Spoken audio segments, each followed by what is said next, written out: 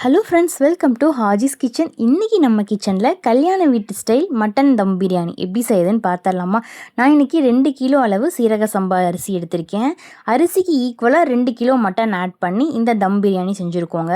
ரொம்ப ரொம்ப சூப்பராக இருந்துச்சு. நம்ம பிரியாணி சாப்பிட பாய் வீட்டு கல்யாணத்துக்கு போகணுங்கிற அவசியம் இல்லை. இதே மெத்தடில் செஞ்சால் வாரம் சாப்பிட்லாம். அந்தளவு டேஸ்ட்டாக இருக்குங்க.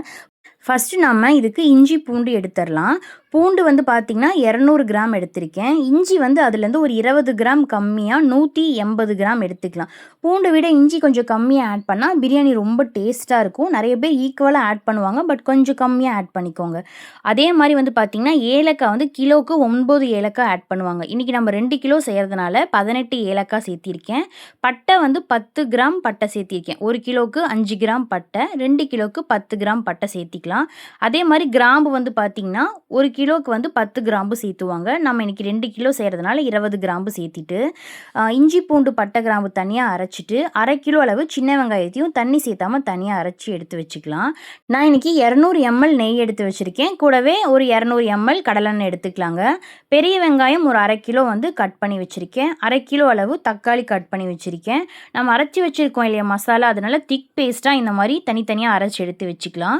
ஒரு கைப்பிடி அளவு மல்லி இலை, ஒரு கைப்பிடி அளவு புதினா, ஒரு 12 பச்சை மிளகாய், 50 கிராம் மிளகாய்த்தூள், 2 பே லீஃபு, 2 பட்டை, 2 கிராம்பு, 2 ஏலக்காய் எடுத்து வச்சுருக்கேன்.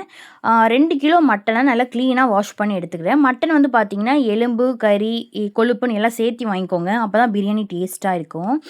இப்போ பிரியாணி பாத்திரத்தில் வச்சுட்டு தேவையான அளவு ஆயில் சேர்த்திட்டு 200 ml நெய்யும் ஆட் பண்ணிடலாம். இந்தளவு நல்லா சூடானதுக்கப்புறம் நம்ம எடுத்து வச்சுருக்க பே லீஃப், பட்டை, கிராம்பு, ஏலக்காய் சேர்த்தி நல்லா பொரிஞ்சதுக்கப்புறம் பெரிய வெங்காயம் ஆட் பண்ணிக்கலாம். பெரிய வெங்காயம் நல்லா கோல்டன் ப்ரௌன் ஆகிற வரைக்கும் வதக்கிக்கலாங்க. வெங்காயம் நல்லா வதங்கி வரணும். அப்போ தான் பிரியாணி நல்லா டேஸ்ட்டாக இருக்கும்.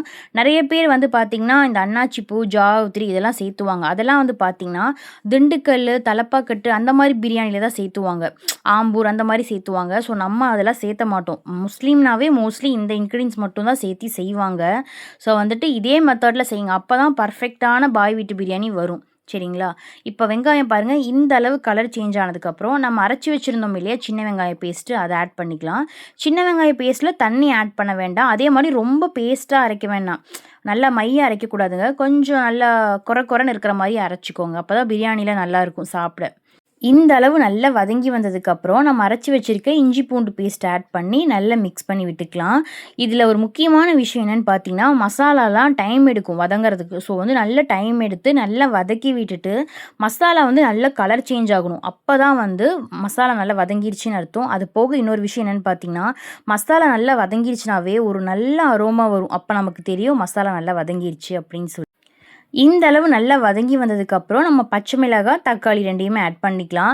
நிறைய பேர் வந்து எண்ணெய் ஆட் பண்ண உடனே பச்சை மிளகாய் தான் ஃபஸ்ட்டு ஆட் பண்ணுவாங்க. அப்படி நீங்கள் ஆட் பண்ணிங்கன்னா என்ன தெரியுமா ஆகும்? பச்சை மிளகாய் வெடித்து ஃபுல்லாகவே உடஞ்சிரும். பிரியாணி ஃபுல்லாக பச்சை மிளகாய் காரம் மட்டும்தான் இருக்கும். பிரியாணியோட டேஸ்ட்டே தெரியாது. ஸோ வந்து தக்காளி சேர்த்துவோம் இல்லையா, அந்த ஸ்டேஜில் வந்து பச்சை மிளகாய் சேர்த்திக்கோங்க. அப்போ தான் பர்ஃபெக்டாக பிரியாணி நல்லா டேஸ்ட்டாக வருங்க. அதே மாதிரி தக்காளி ஆட் பண்ணிவிட்டு தக்காளி வந்து நல்லா மசிஞ்சு வந்துடணும். பிரியாணியில் இருக்கிறதே தெரியக்கூடாது. ஸோ அந்த அளவு நல்லா மசிஞ்சு வந்ததுக்கப்புறம் நம்ம எடுத்து வச்சுருக்க 50 கிராம் மிளகாய்த்தூள் ஆட் பண்ணிக்கலாம்.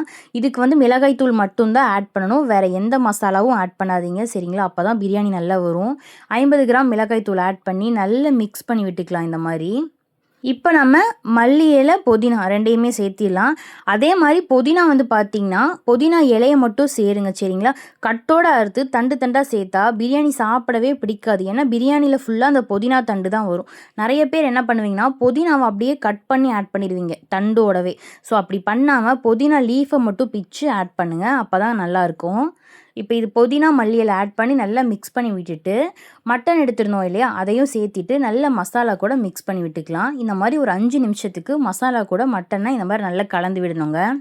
இந்த ஸ்டேஜில் கறிக்கு தேவையான கல் உப்பு மட்டும் ஆட் பண்ணிக்கலாம். சாதத்துக்கு நம்ம அப்புறமேட்டு ஆட் பண்ணிக்கலாம்.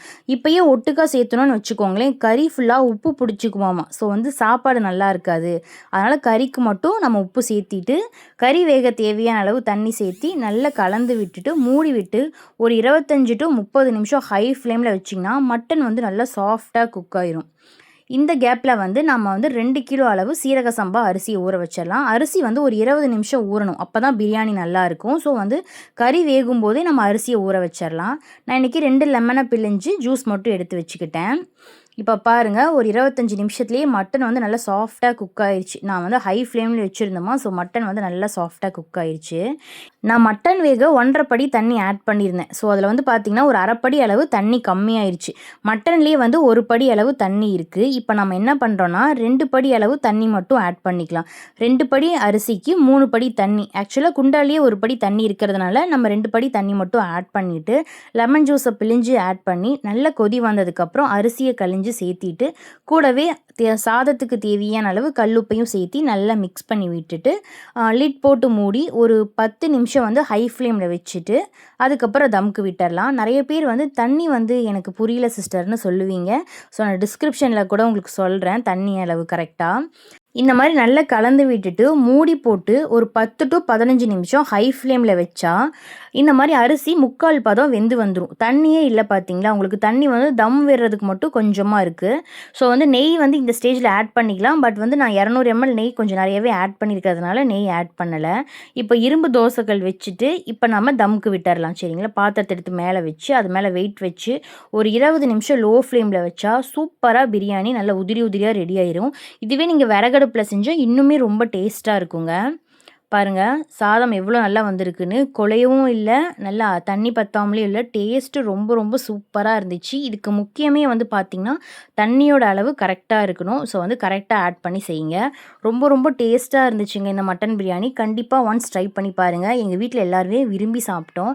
அதே மாதிரி தயிர் சட்னிக்கு வந்து பார்த்திங்கன்னா ஒரு 3 பெரிய வெங்காயம், கொஞ்சமாக மல்லி இலை, 3 பச்சை மிளகாய் எடுத்திருக்கேன். கூடவே 1/2 லிட்டர் கெட்டியான தயிர் எடுத்திருக்கேங்க. இது கூட ஃபஸ்ட்டு கொஞ்சமாக சால்ட் ஆட் பண்ணிவிட்டு நல்லா மிக்ஸ் பண்ணி விட்டுட்டு பெரிய வெங்காயம், மல்லி இலை, பச்சை மிளகாய் ஆட் பண்ணியிருக்கேன். நீங்கள் கூடவே வந்து வெள்ளரிக்காய், கேரட் இருந்தால் கண்டிப்பாக ஆட் பண்ணிக்கோங்க, ரொம்ப ரொம்ப டேஸ்ட்டாக இருக்கும். இது கூட வந்து தேங்காய் பேஸ்ட் இருக்கு இல்லையா, அதை 2 ஸ்பூன் ஆட் பண்ணாவும் நல்லாயிருக்கும். கொஞ்சமாக இஞ்சி வந்து திருவி ஆட் பண்ணிக்கிட்டால் கல்யாண வீட்டு தயிர் சட்னி மாதிரி இருக்குங்க. ஸோ நான் இன்றைக்கி அதெல்லாம் ஆட் பண்ணாமல் இதை மட்டும்தான் சேர்த்திருக்கேன். அதே மாதிரி தயிர் சட்னி வந்து நீங்கள் நைட் வரைக்கும் வச்சு சாப்பிட்ணுன்னா கரண்டியில் கலக்கிக்கோங்க. இல்லை லஞ்சுக்கு மட்டும்தான் தயிர் சட்னி செய்கிற மாதிரி இருந்துச்சுன்னா இந்த மாதிரி கையில் கலந்தால் தயிர் சட்னி ரொம்ப டேஸ்ட்டாக வரும். ஸோ அதனால் நான் வந்து கையிலேயே கலந்து விட்டுட்டேன். அது மட்டும் இல்லாமல் நான் கொஞ்சம் பேர் தான் இருக்கிறதுனால தயிர் சட்னி மத்தியானமே தீந்துடும். ஸோ அதனால தான் வந்து கையில் இந்த மாதிரி மிக்ஸ் பண்ணி வச்சுக்கிட்டேங்க. ஃபைனலாக மட்டன் பிரியாணி கூட தயிர் சட்னி வச்சு சாப்பிட அவ்வளோ சூப்பராக இருந்துச்சு. கண்டிப்பாக நீங்களும் ட்ரை பண்ணிவிட்டு எப்படி இருக்குன்னு மறக்காமல் கமெண்ட் பண்ணுங்கள். முக்கியமாக நம்ம சேனலை சப்ஸ்கிரைப் பண்ணிக்கோங்க. நீங்கள் பண்ணுற ஒவ்வொரு சப்ஸ்கிரைபும் எனக்கு ரொம்ப பெரிய சப்போர்ட்டாக என்கரேஜிங்காக இருக்கும். ஸோ கண்டிப்பாக சப்போர்ட் பண்ணுங்கள். நெக்ஸ்ட் வீடியோவில் பார்க்கலாம். தேங்க்ஸ் ஃபார் வாட்சிங்.